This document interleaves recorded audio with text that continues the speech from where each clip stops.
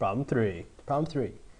A uniform electric field of magnitude 350 volts per meter is directed in the direction of negative y. Okay? As shown in the figure below.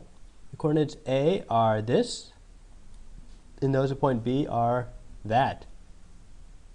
Calculate the electric potential difference VB minus VA using the dashed line. Okay, so first thing I do is I see potential, voltage, or joules per coulomb, and I'm going to write up a formula. This formula is going to be voltage, same one we've used every time, equals negative integral E dot dx. All right, so the idea here is, so we want to do VB minus VA. Okay? Well, the way I like to look at it, whenever they write VB, it's always a potential difference between two things. So I'm going to write this as VB minus V infinity minus, and this will be a quantity, VA minus V infinity. So what this says is I am going to find the potential energy difference between some point, infinity, which is going to be right here, and I am going to find out the difference in energy between here and point B and here and point A.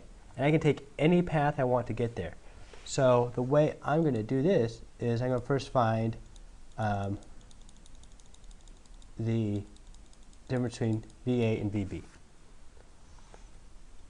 So I'm going to look at VB in terms of negative E dot dx, and that's why the path is important. So this will be the integral, VB will be integral of E dot dx of, let's see here, I think B would be up here. Yeah. Point B and infinity will be down here. So it'll be this number minus that number. And there probably is a negative in there. So the idea here is at every point the electric field is going up and down like this. And the path, the dot dx portion, is going from left to right.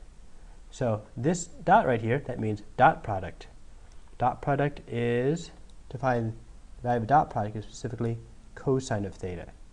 And theta in this case is between the electric field and the direction of motion is 90 degrees. The cosine of 90 degrees is 0. Therefore, the amount of energy from specifically this infinity right here to B is 0. Now, I could probably use any infinity for these paths here. I'm going to specifically choose to use the same infinity for both of them, just so it's obvious. Okay. So, long story short, E dot dx for every point is going to be 0. So, in this case, I'm going to say that infinity, which is by definition 0, and VB is also 0. So, yep, I'm going to say this potential, VB minus V infinity, is 0. So these will both be 0. Now, really, we could say VB is anything we want, because it doesn't really matter what any voltage at any point is. It's all about what you're referring it to.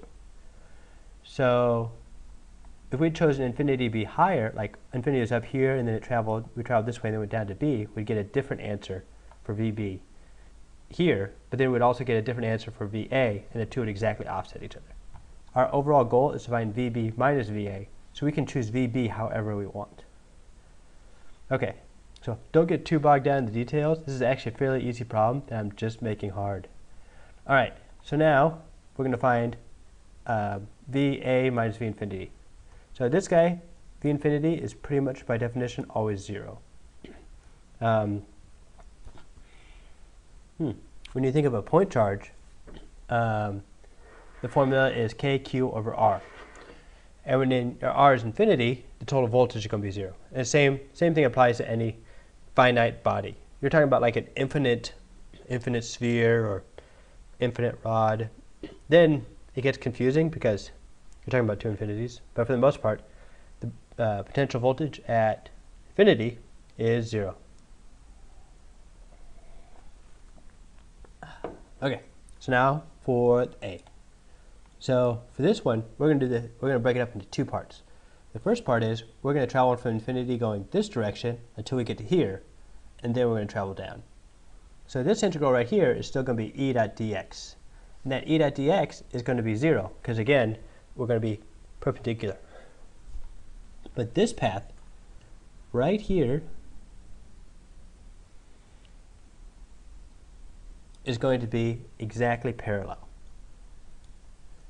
So VA, the first part of VA is going to be 0, so I'm going to write it up. The other part, we're going to do an integral from, let's see, point A, the y-coordinate is 2.5 and 5. Okay. So basically, this distance right here is 0.25.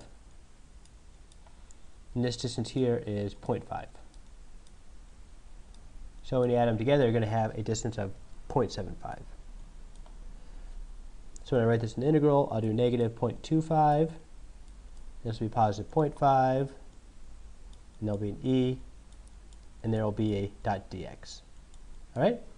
So the dot product, so the cosine of 0 is going to be 1. E is still going to be constant. So we're going to get an integral dx, which will be, I should be using y there since we are moving the y direction. Doesn't matter. Dx. So we're going to have 0.5 minus negative 0.25, which will be 0.75 times whatever e is, which I'm going to look up right now.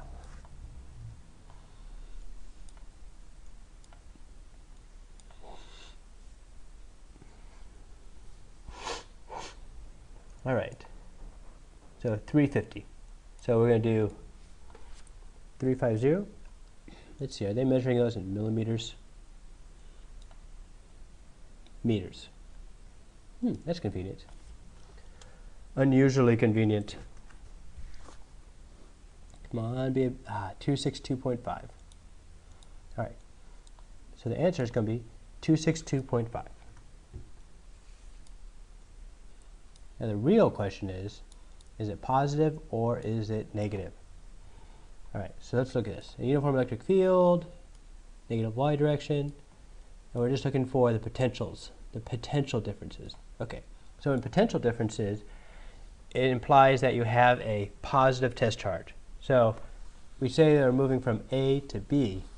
So are we going to have more energy at A or more energy at B? All right. So if we move a particle from infinity to B, it might take, I don't know, 1,010, 1010 joules. And then if we moved it from to A, we'd go this way, and then we'd come down. And when we moved it down,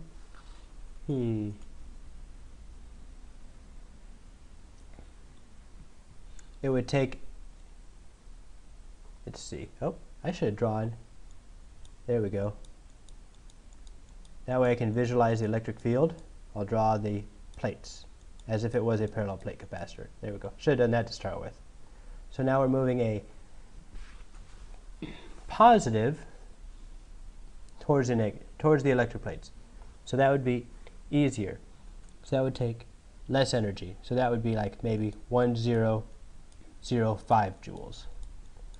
So if we're doing the energy at B, which is 110 minus 1105, then that would give us a positive number. So yes, it is 262.5 volts positive. Now you can do the same thing looking at the math and just be like, oh, this is what the math says, and follow with that. I always get lost with the math, so I like to reason it out. The definition of voltage is the energy required per charge to move a positive test charge from infinity to a set location. So I always like to think of it as test charge from here, do some number, do the test charge to the other point, and get some other number, and then just make up the numbers so you keep the relation between the two right. So it's going to be harder to move it to B because it's going to be specifically easier to move the positive charge towards the negative. So this will be more energy, this will be less energy. VB minus VA, 110 minus 1105, positive. Bam, 262.5. That's how I do that. All right? Perfect. See you on the next problem.